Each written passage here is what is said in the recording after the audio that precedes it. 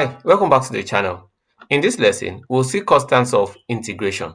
At the end of this lesson, you'll be able to understand why we use constants in integration. You'll also be able to evaluate these constants in both differentiation and integration. And finally, you'll be able to evaluate integration involving polynomials. That said, let's get into class. I have to evaluate the differential of probably x raised to power 3. I have x raised to power 3 and I have to differentiate this.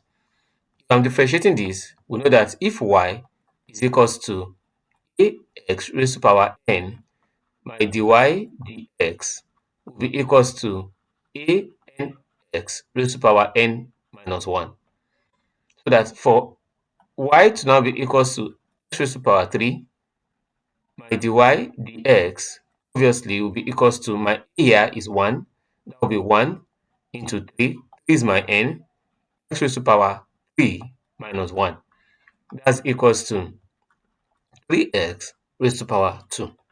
Look at it, we have a similar case where we also have that y now is equals to x raised to power 3 plus 4.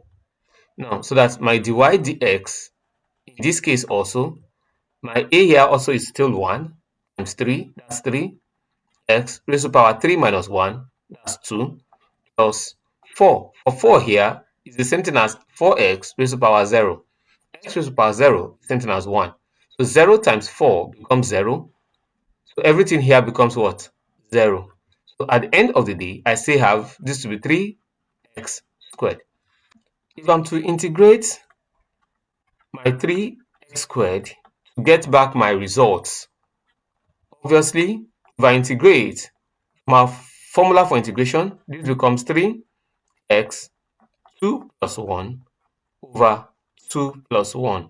That is 3x raised to power 3 over 3. 3 here is 1, 3 here is 1.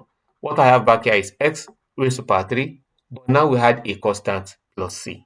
So what we'll be evaluating today is ydc. Now, if you look at this carefully, you see that this c can represent my 4. In this sum here, in the first example, my c here is 0, that's plus 0. I can rewrite this conveniently to look as x raised to power 3 plus 0. My constant here is what? 0. My constant here is 4. If I have x raised to power 3 plus 100, and to differentiate this, I'll still come back to 3x squared. Now, so we have a constant of integration. So that every time we are integrating, we introduce a constant, and this constant can be determined from basic conditions. Let's see some. Now, let's use our graphs and curves to understand the concept of the C. Now, one of the easiest graph we have seen is y is equals to mx plus c. That is a straight line. Now, if I have a straight line this way, this line, here is my y-axis and here is my x-axis. For every point there is a y, there is also an x. If I trace this here, for this line, I have a y value, I have a corresponding x value. If this is y1, this is what? x1. Now for this point also, I have a y value and I must have a corresponding x value. Now if I have y is equals to x squared plus bx plus c, that gives me a parabola. To have something like this, here's my y-axis and here's my x-axis. For every point here that I have a y also, here's my x value, here's another y point, and here's the x value. Now for every point I have a y, I must have a corresponding x. Looking at our example where we got dy dx to be equals to 3x squared, integrated and we got y now to be equals to x raised to power 3 plus c. Now to solve for c, we can take specific values of y and x. If y is equals to 10 and x is equals to 1, obviously at that point, I'll be saying that 10 is equals to 1 raised to power 3 plus c. So that 10 minus 1 is equals to c. C is equals to 9. So that at that point, I can conveniently define my equation as y is equals to x raised to power 3 plus 9. Now, at the point where y is equals to 0, x is equals to 0, I can conveniently define my equation y is equals to x raised to power 3 plus c. Here will be 0 is equals to 0 plus c. So that c at that point is equals to 0. So I can define my graph for y is equals to x raised to power 3 plus 0, which is equals to x raised to power 3. Let's see some specific examples that will help us understand how to solve for c. Given this example where x is equals to 2 when I is equals to 26, we can break this integration. This becomes the integral of 8x raised to power 3 minus the integral of 3x squared plus the integral of 4x minus the integral of 5. I can write this to be integral of 5x raised to power 0. Remember, x raised to power 0 is the same thing as 1. That this becomes 8x raised to power 3 plus 1 over 3 plus 1 minus 3x raised to power 2 plus 1 over 2 plus 1 plus 4x raised to power 1 plus 1 over 1 plus 1 minus 5x raised to power 0 plus 1 over 0 plus 1 plus c. So that this becomes 8x raised to power 4 over 4 minus 3x raised to power 3 over 3 plus 4x raised to power 2 over 2 minus 5x plus c. Now, 4 here is 1, 4 here is 2. 3 here is 1, 3 here is 1, 2 here is 1, 2 here is what? 2. So that my equation becomes, I now becomes 2x raised to power 4 minus 3x raised to power 3. Okay, 3 is already 1, sorry, plus 2x squared minus 5x plus c. So let's substitute for x for 2 and I for 26. 26 is the same thing as 2 into 2 raised to power 4 minus 2 raised to power 3 plus 2 raised to power 2 minus 5 into 2 plus c.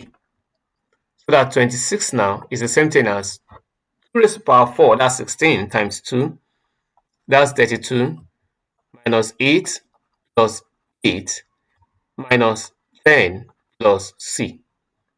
Minus 8 plus 8, that's 0. I'm left with 26. 32 minus 10, that's equals to 22 plus c. That 26 now minus 22 with plus c. That 26 minus 22 is equals to c. Then c should be equals to 4. Now, if c is equals to 4, I can conveniently substitute for c in my equation.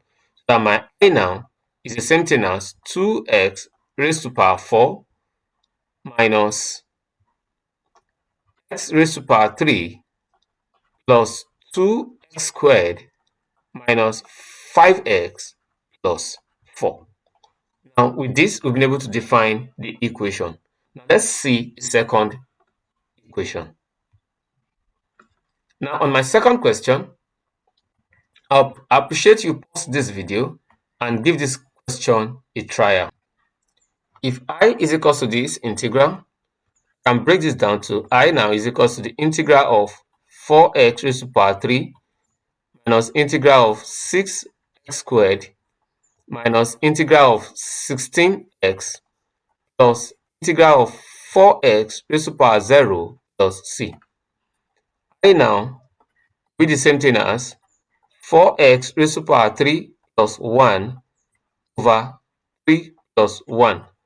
Remember that if dy dx is equals to x raised to the power n, on integrating, my y will become the integral of x raised to the power n dx.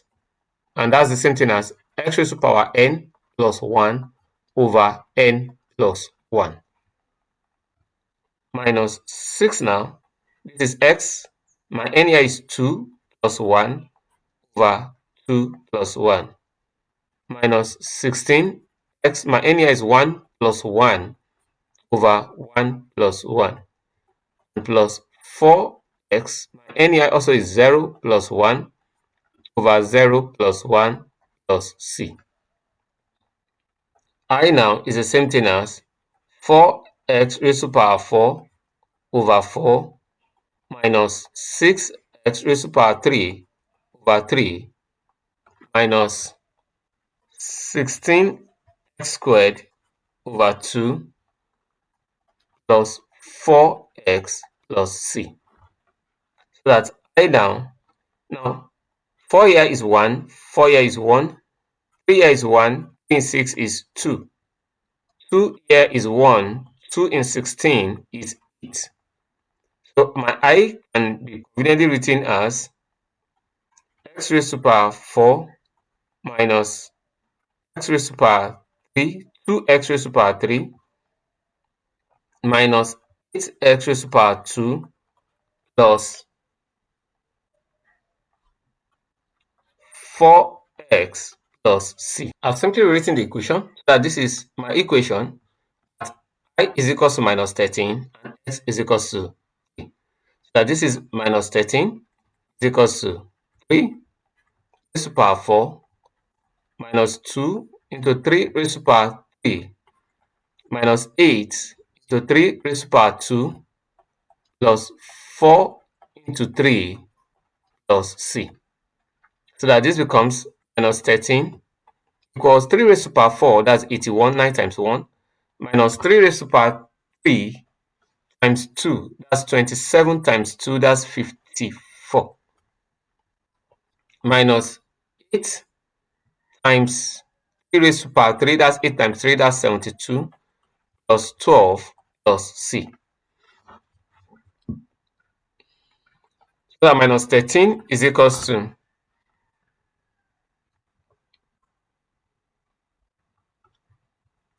81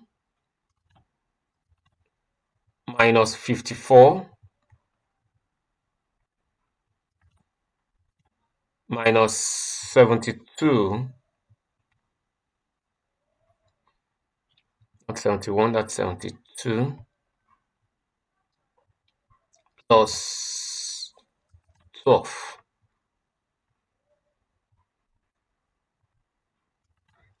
33. That's minus or positive, minus 33. Minus 33 plus c. So that this becomes minus 13 plus 33 is equals to c. 20 is equals to c. So that my c now is equals to 20. So I can substitute for 20. I can substitute 20 for c. x4 x raised to the power 4 minus 2x raised to the power 3 minus 8x squared plus 4x plus 20. Now with this, you've seen how to treat constants of integration and also integration involving polynomials.